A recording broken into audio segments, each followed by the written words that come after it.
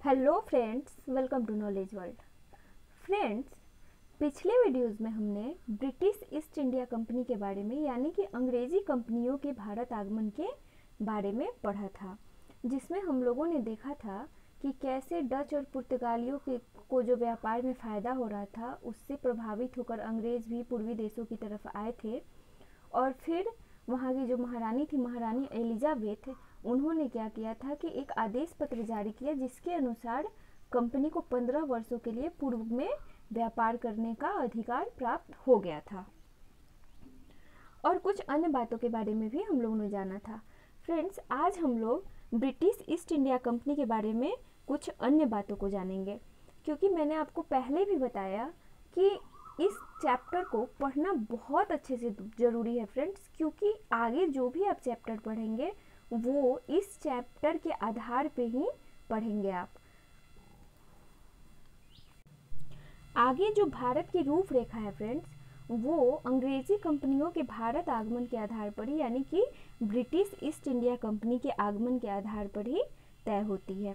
तो चलिए फ्रेंड्स, आज हम लोग शुरू करते हैं। और हाँ, अगर आपने इसका पार्ट फर्स्ट नहीं देखा है दोस्तों, तो वो आप प्लेलिस्ट में जाकर देख सकते हैं, क्योंकि आप फर्स्ट पार्ट को जब देखेंगे तो ही आपको ये वाले पार्ट समझ में आएंगे। ब्रिटिश ईस्ट इंडिया कंपनी के बारे में आपको पूरी जानकारी मिल पाएगी और अच्छे से समझ में चैप्टर आएगा। तो चलिए फ्रेंड्स, हम लोग शुरू करते हैं। अंग्रेज़ों का व्यापारिक विस्तार, वो भारत में आए। जो अब मैंने आपको बताया था कि थॉमस रो आए थे और भी जो आए थे, वो क्या करते हैं कि मुग़ल शासक जहांगीर से फैक्ट्री बनाने की अपनी कारखाना जो होता है वो खोलने की अनुमति प्राप्त करते हैं। और कारखाना खुलता भी अंग्रेज़ों का। उसके बाद पहला कारखाना जो होता है फ्रेंड्स खुला था वो मसूलीपट्टनम में खुला था और दूसरा वाला सूरत में खुला था। उसके बाद देखिए, हम लोग अंग्रेज़ों के व्यापारिक विस्तार के बारे में जानेंगे कि एक दो जगह पे तो इन्होंने कारखाने खोले, लेकिन धीरे धीरे कैसे ये पूरे भारत में पूरे पूर्वी देशों पे इनका अधिकार हो जाता है और बाकी जो कंपनियां रहती हैं यानी कि पुर्तगाली कंपनियां या डच कंपनियां, उनका एक अधिकार समाप्त हो जाता है। देखिए, तो क्या करते हैं फ्रेंड्स कि इन्होंने क्या किया कि पुर्तगालियों के प्रभाव को समाप्त कर अंग्रेज़ों द्वारा भारत के विभिन्न हिस्सों में कारखानों की स्थापना की। किसने? अंग्रेज़ों ने। पहले पुर्तगालियों को डचों ने भी हराया था और फिर अंग्रेज़ों ने भी क्या किया कि पुर्तगालियों को हराया। 1623 ईस्वी तक दोस्तों इनका जो कारखाना था, ब्रिटिश ईस्ट इंडिया कंपनी ने अपना कारखाना सूरत, मसूलीपट्टनम, भरूच और अहमदाबाद तक इन्होंने अपनी स्थापना कर ली। कारखानों की फैक्ट्री की स्थापना कर दी। इतना ही नहीं दोस्तों, उन्होंने क्या किया कि सभी की किलाबंदी भी कर दी, यानी कि सभी को एक दुर्गीकरण जो बोलते हैं ना, कि ऐसा कर दिया कि इसमें बस ब्रिटिश ईस्ट इंडिया कंपनी चाहे वो जैसे चाहे जितना चाहे वो ही व्यापार कर सकती है, या जिसे वो चाहेगी वो ही अंदर आ सकते हैं, वही व्यापार कर सकते हैं, ऐसा उन्होंने किया।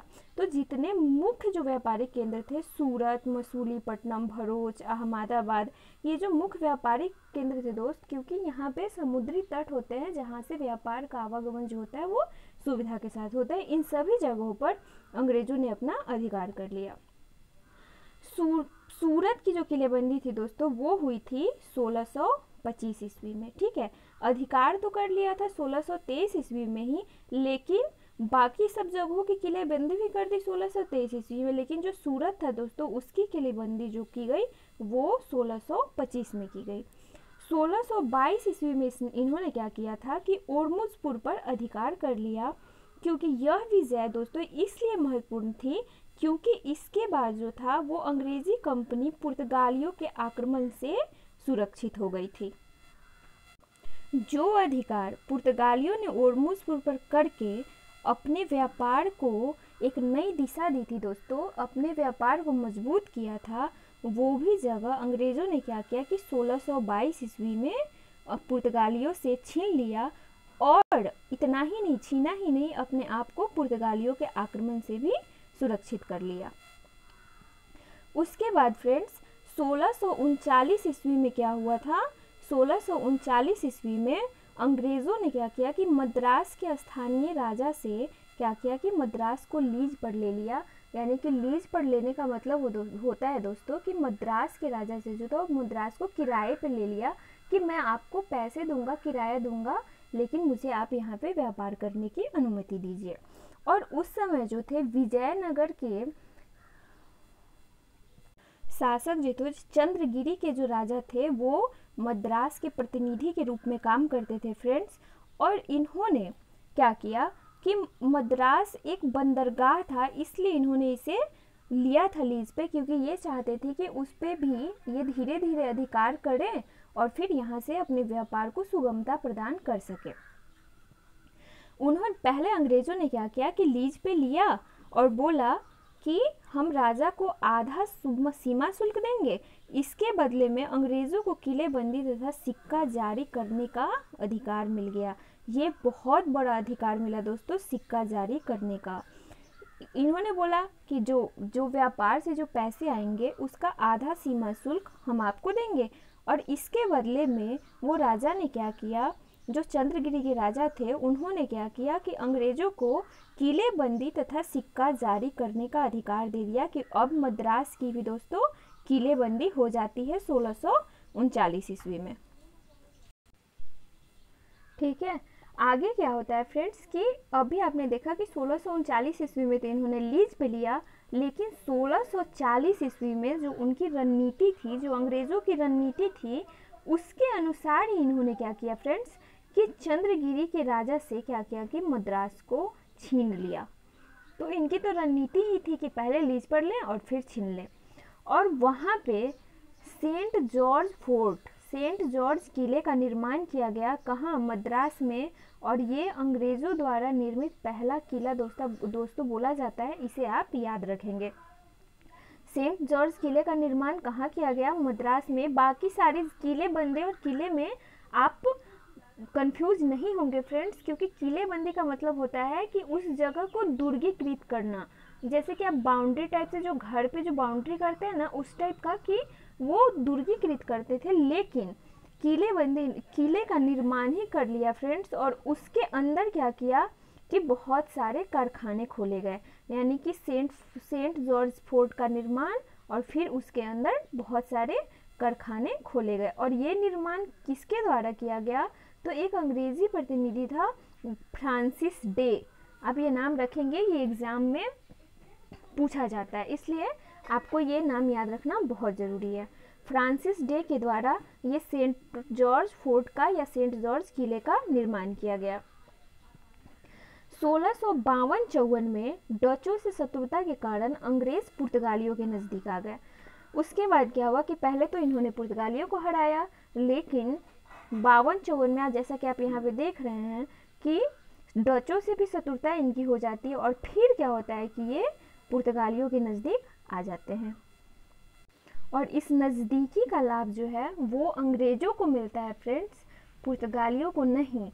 और इस नज़दीकी के कारण क्या होता है कि 1661 ईस्वी में ब्रिटेन के जो सम्राट रहते हैं चार्ल्स द्वितीय, यानी कि आपसे ये भी पूछा जा सकता है कि 1661 ईस्वी में ब्रिटेन के सम्राट कौन थे, तो आपको याद रखना पड़ेगा चार्ल्स द्वितीय। उनका विवाह क्या होता है कि पुर्तगाल की राजकुमारी से हो जाता है, जिससे दहेज स्वरूप में उन्हें मुंबई मिल जाता है। और मुंबई का नाम दोस्त उस समय बम्बई था, इसलिए आप अगर उस टाइम का आप चैप्टर पढ़ रहे हैं तो आपके लिए अच्छा होगा कि आप बम्बई ही बोले। बम्बई का नाम बाद में बदलकर मुंबई किया गया। 52-54 में ये नज़दीक है। 1661 में चार्ल्स द्वितीय की शादी पुर्तगाली राजकुमारी से हो जाता है, और दहेज के रूप में इन्हें क्या होता है कि वो बम्बई मिल जाता है। किसको, अंग्रेजों को। चार्ल्स जो है, जो ब्रिटेन के सम्राट हैं, इन्होंने क्या किया कि 10 पाउंड वार्षिक किराए पर बम्बई ईस्ट इंडिया कंपनी को दे दिया। यानी कि जो चार्ल्स द्वितीय थे फ्रेंड्स, वो क्या किए कि वो बोले कि आप 10 पाउंड साल में मुझे 10 पाउंड दीजिए, और बम्बई को किराए पर दे दिया, क्योंकि किस लिए, व्यापार के लिए। उसके बाद 1687 ईस्वी में फ्रेंड्स ईस्ट इंडिया कंपनी का मुख्यालय सूरत से बम्बई लाया गया। अब बम्बई को इन्होंने क्या किया कि अपना मुख्यालय भी बना लिया। ये कुछ डेट हैं फ्रेंड्स, इन्हें आप याद रखेंगे, कभी कभी एग्जाम में ये पूछ लिए जाते हैं। या आपको क्वेश्चन यहाँ से भी बन सकता है कि 10 पाउंड वार्षिक किराए पर किसने ईस्ट इंडिया कंपनी को बम्बई को दे दिया था व्यापार के लिए, तो आपका आंसर हो जाएगा ब्रिटेन के सम्राट चार्ल्स द्वितीय ने। या फिर ब्रिटेन के सम्राट चार्ल्स द्वितीय की शादी जो हुई थी, उनका विवाह जो हुआ था वो पुर्तगाली राजकुमारी से कब हुआ था, तो वो 1661 ईस्वी में। कुछ डेट है इंपॉर्टेंट डेट्स, आप इसे याद रखेंगे। अब देखिए फ्रेंड्स, पूर्वी भारत में अंग्रेजों का बढ़ता प्रभाव। आपका अगला जो टॉपिक है वो है पूर्वी भारत में अंग्रेजों का बढ़ता प्रभाव। 1630 ईस्वी के बाद फ्रेंड्स ईस्ट इंडिया कंपनी का प्रभाव बढ़ने लगा था। आपने पीछे भी देखा कि 1623 ईस्वी तक ये बहुत सारे जगहों पर, जैसे गुजरात, सूरत, अहमदाबाद, भरूच, इन सब जगहों पर ये व्यापार यानी कि अपनी व्यापारिक फैक्ट्रियाँ जो थे, जो व्यापारिक कारखाने थे, वो स्थापित कर चुके थे। इस तरह उनका जो व्यापारिक प्रभाव है वो धीरे धीरे बढ़ने लगा था। अब पूर्वी भारत में कैसे बढ़ा वो मैं आपको बताती हूँ। 1630 में ईस्ट इंडिया कंपनी का व्यापारिक प्रभाव बढ़ा। कैसे बढ़ा वो देखिए। 1633 ईस्वी में इन्होंने क्या किया कि बालासोर ओडिशा में कंपनी की स्थापना की। बालासोर में स्थापित किया फ्रेंड्स, और ये बालासोर है कहाँ, तो ये है ओडिशा में। ठीक है, आप नाम याद रखेंगे। 1633 ईस्वी के बाद 1651 ईस्वी में फ्रेंड्स इन्होंने हुगली में स्थापित किया, और ये हुगली कहाँ है, बंगाल में। और 1658 ईस्वी में क्या किया कि बंगाल, बिहार और ओडिशा और कोरोमंडल तट क्या हुआ फ्रेंड्स कि तट सेंट जॉर्ज किले के नियंत्रण में आ गए। जिस किले की स्थापना फ्रांसिस डे द्वारा की गई थी उसके नियंत्रण में बंगाल भी आ गया, बिहार भी आ गया, ओडिशा और कोरोमंडल तट भी। ये सारे जो किले थे वो, ये सारे जो जगह थे फ्रेंड्स, ये सारे जो स्थान थे वो सेंट जॉर्ज फोर्ट यानी कि सेंट जॉर्ज किले के नियंत्रण में आ गए। कब, 1658 ईस्वी में, आप याद रखेंगे। 1651, 56 और 1672 में फ्रेंड्स कंपनी को कुछ शासकों से फरमान भी प्राप्त हुए। ये कैसे फरमान थे, तो जो कंपनी जो थी, जो इन्हें जब बिहार, बंगाल, इन सब के अंदर के भागों से जब व्यापार करना पड़ता था तो इन्हें हर जगह पे चुंगी यानी कि कुछ रकम देनी पड़ती थी इन्हें व्यापार के लिए। इन्होंने ऐसा प्रयास किया कि इन्हें इस रकम को देने से, चुंगी देने से मुक्ति मिल जाए, और ये इसमें सफल भी रहे थे।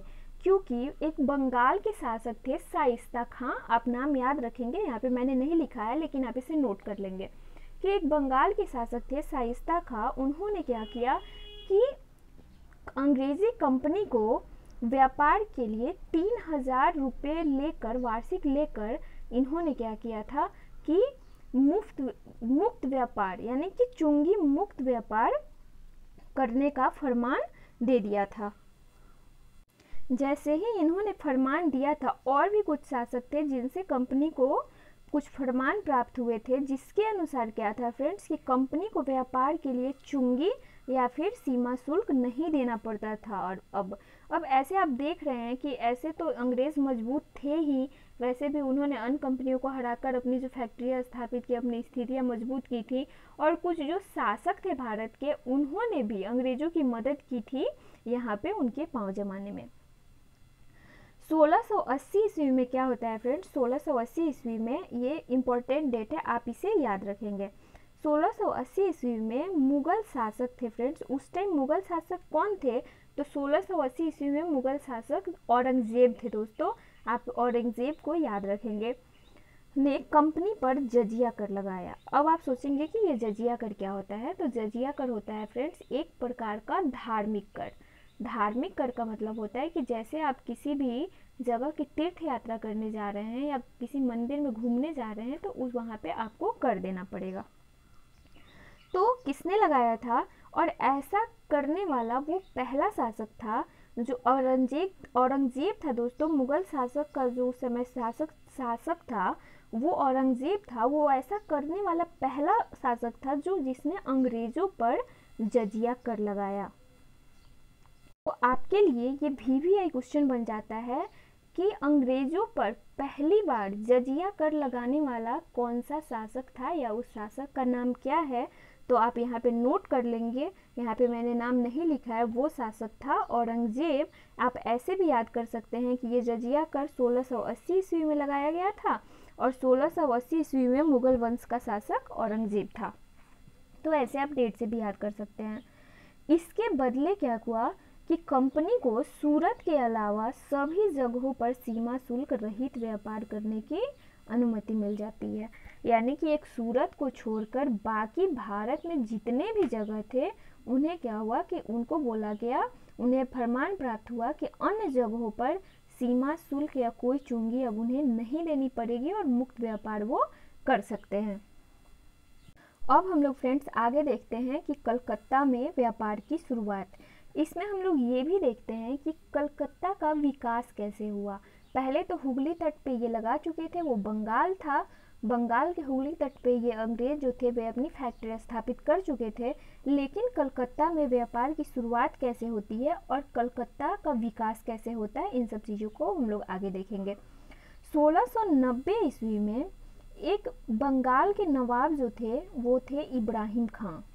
अब यहाँ पे थोड़ा सा ये आने से ऊपर से आने से ये थोड़ा सा मिट गया फ्रेंड्स, इसे आप नोट कर लेंगे।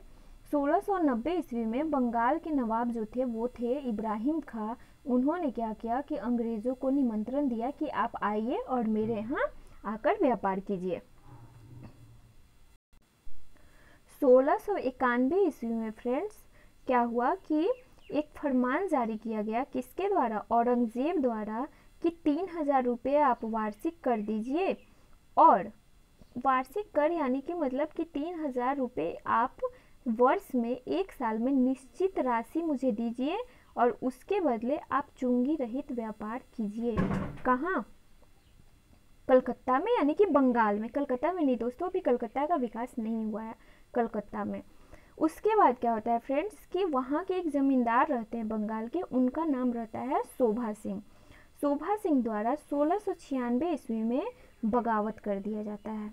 जब ये बगावत होती है दोस्तों, उसके बाद क्या होता है कि 1698 ईस्वी में, यानी कि जब बगावत हुई तो अंग्रेज़ों को मौका मिल गया कि इस स्थिति का लाभ उठाने का, और उन्होंने लाभ उठाया भी। और उन्होंने क्या किया कि 1698 ईस्वी में सूतानती, गोविंदपुर और कलिकता, ये बंगाल के 3 गांव थे। इन्होंने क्या किया कि इन तीनों गांवों को सूतानती, गोविंदपुर और कलिकता, आप ये नाम याद रखेंगे, ये नाम एग्जाम में पूछे जाते हैं। इन्होंने क्या किया कि इन गांवों में जमींदारी यानी कि राजस्व वसूलने का अधिकार प्राप्त कर लिया। और कैसे प्राप्त किया, तो इन्होंने 1200 रुपये में, यानी कि 1200 रुपये वार्षिक कर के रूप में देंगे और उसके बदले इस तीनों गांवों से, इन तीनों गांवों पर अंग्रेज़ों का अधिकार होगा और वो जो राजस्व वसूलने का अधिकार था शोभा सिंह के बगावत करने के बाद अंग्रेज़ों को मिल जाता है। अब जब मिल गया तो अंग्रेज़ों ने क्या किया, अब तो इन तीनों गांवों पे क्या होता है कि अंग्रेज़ों का जब अधिकार हो जाता है तो उन्होंने क्या किया कि वहाँ पे तीनों गांवों को मिलाकर फ्रेंड्स किलेबंदी कर दी। यानी कि सूतानती, गोविंदपुर और कलिकता को इन्होंने क्या किया कि किलेबंदी कर दिया, यानी कि दुर्गीकृत कर दिया।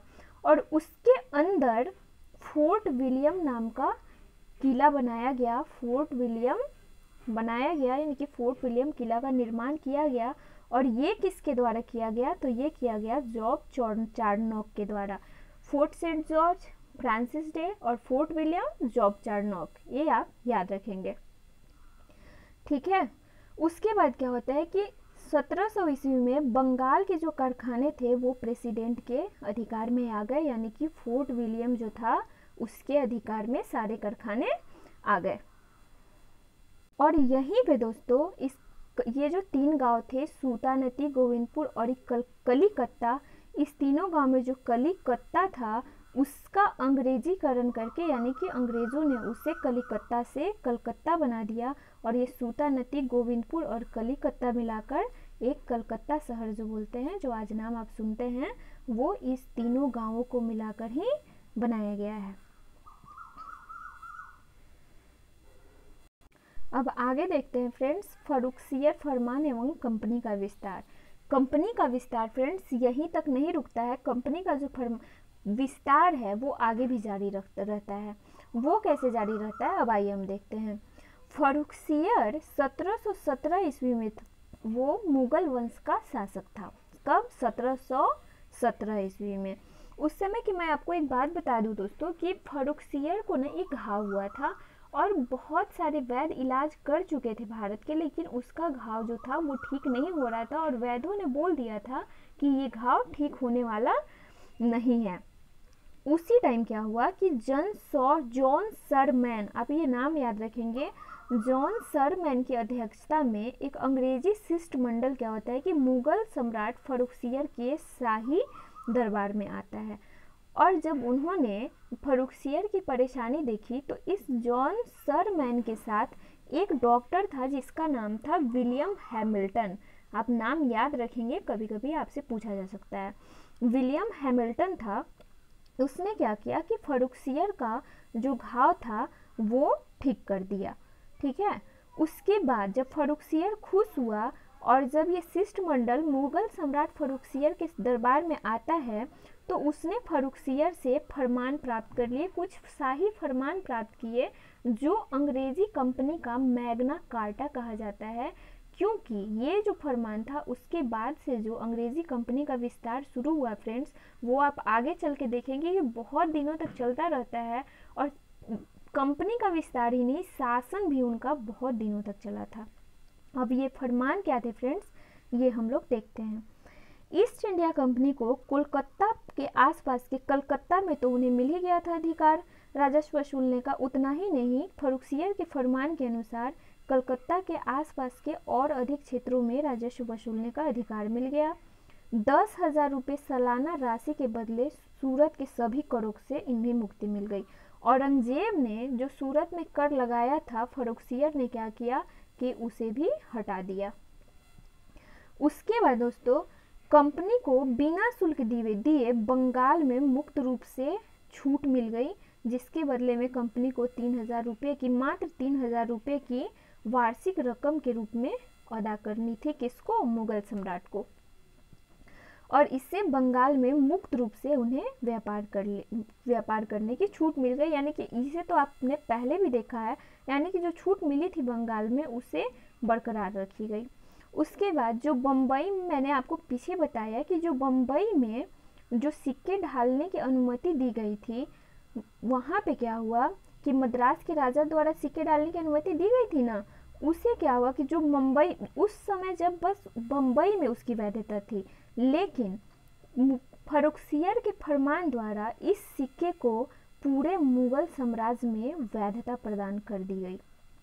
और कंपनी के हैदराबाद में कुछ विशेषाधिकार थे फ्रेंड्स, उसको भी बनाए रखा गया और उस क्षेत्र में उन्हें छूट कर दी गई। अब देख रहे हैं कि धीरे धीरे उन्हें हर जगह छूट मिलती जा रही है और ये जो है कंपनी का मैग्ना कार्टा साबित होता है। इसके बाद कंपनी का विस्तार के साथ साथ जो ब्रिटिश ईस्ट इंडिया कंपनी थी उसका शासन भी भारत पे चलने लगता है धीरे धीरे करके। चलिए फ्रेंड्स, अब हम आगे देखते हैं पुर्तगालियों एवं डचों के साथ अंग्रेजों के कुछ संघर्ष के बारे में देखते हैं।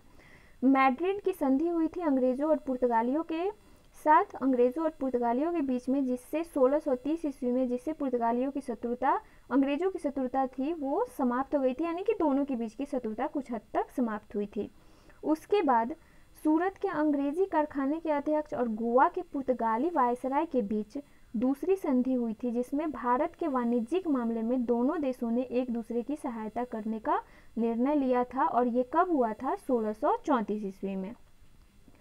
1654 ईस्वी में फ्रेंड्स पुर्तगालियों द्वारा पूर्व के व्यापार पर अंग्रेजों का अधिकार स्वीकार कर लिया गया था। और आपने देखा कि 52-54 से इनकी मित्रता बढ़ने लगी थी, इसलिए क्योंकि पुर्तगालियों द्वारा अंग्रेजों का अधिकार स्वीकार कर लिया गया था। 1661 की संधि आपने देखा कि डचों के विरुद्ध एकजुट हो गए थे, क्योंकि जो पुर्तगाली राजकुमारी थी उनका विवाह ब्रिटेन के सम्राट चार्ल्स द्वितीय से हो जाता है।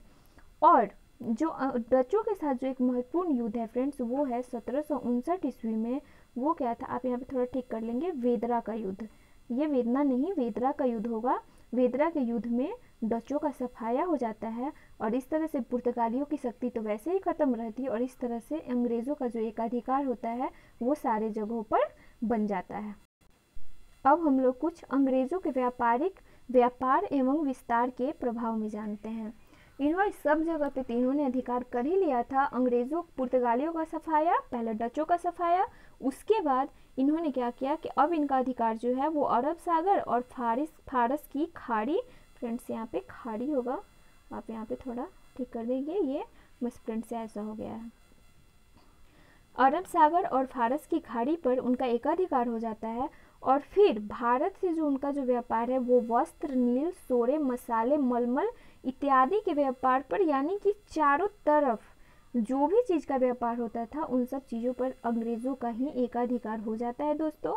और जो 1764 ईस्वी में जो बंगाल विजय होता है वो मैं आपको आगे बताऊंगी। उसके बाद तो क्या होता है कि अंग्रेज़ों का व्यापार ब्रिटिश औद्योगिक क्रांति के आवश्यकताओं के अनुसार ही ढल जाता है। उसके बाद अंग्रेज व्यापार के साथ साथ शासन भी करते हैं और जैसा मन चाहे वैसा भारतीय लोगों के साथ व्यवहार करते हैं। तो फ्रेंड्स, ये थी अंग्रेजी ईस्ट इंडिया कंपनी के बारे में कुछ बातें। आगे हम लोग फ्रांसीसी ईस्ट इंडिया कंपनी के बारे में पढ़ेंगे। आप पहले, अगर आपने इसका पिछला वीडियोस नहीं देखा है तो आप प्लेलिस्ट में जाकर देख ही लीजिए, क्योंकि आप वो वीडियो देखेंगे तभी आपको ये वीडियो समझ में आएगा, ये जो मैंने आपको बताया है। तो चलिए फ्रेंड्स, आज के लिए बस इतना ही, फिर मिलते हैं अगली क्लासेस के साथ। Thank you friends.